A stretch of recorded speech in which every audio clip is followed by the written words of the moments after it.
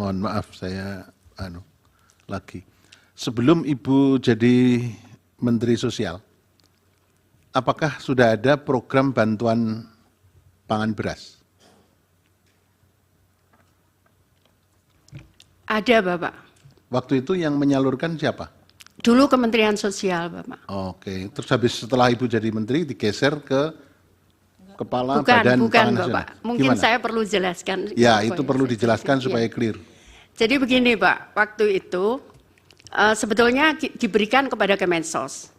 Tapi saat itu karena ada temuan BPK, nanti kami bisa sebutkan, yang tahun 2020 ada temuan BPK bahwa ada dispute harga karena kita menggunakan harga CBP. Kemensos menggunakan harga CBP. Tapi kemudian saya tidak tahu di lapangannya. Saya menerima temuan. Akhirnya saya sampaikan, kenapa BPK nanyakan, kenapa milih harga CBP, kenapa bukan HET?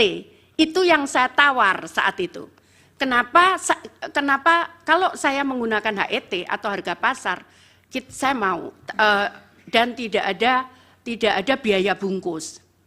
Kemudian ternyata nggak bisa, harus menggunakan dana CBP. Akhirnya kami pun tidak mau karena saya juga khawatir ada temuan kalau menggunakan dana menggunakan harga CBP, saya sampaikan begitu. Oke, jadi karena ada persoalan, kemudian Ibu sendiri yang Ya, menyatakan keberatan, ya, terus betul. kemudian oleh Bapak Presiden digeser ke penanganannya Kepala Badan Saya Pangan tidak Nasional. tahu, mohon maaf, saya tidak tahu Oke. kemananya. Mungkin Ibu Menteri Keuangan tahu atau Pak Menko Ekwin?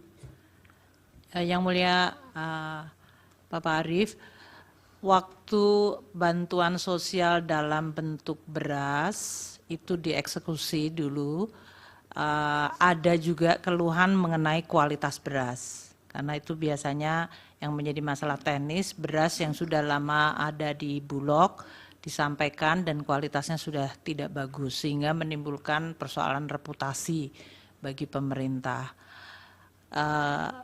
Pada saat peralihan menjadi bantuan dalam bentuk cash itu dilakukan untuk PKH dan kemudian bantuan pangan sembako, tapi dalam hal ini diberikan tetap tanpa dalam bentuk beras atau in kind, tapi cash kemudian untuk menciptakan perputaran ekonomi di masing-masing daerah. Sedangkan yang Bapanas itu dibentuk tahun 2022 merupakan turunan dari Undang-Undang Nomor 12 mengenai pangan, ketahanan pangan. Itu tujuannya memang cukup luas, kalau tadi saya sampaikan di dalam presentasinya, termasuk di dalamnya adalah stabilisasi dari harga pangan, namun tidak hanya dari sisi harga, tapi juga pengadaan dan juga jumlah stok, distribusi, dan bahkan antar daerah.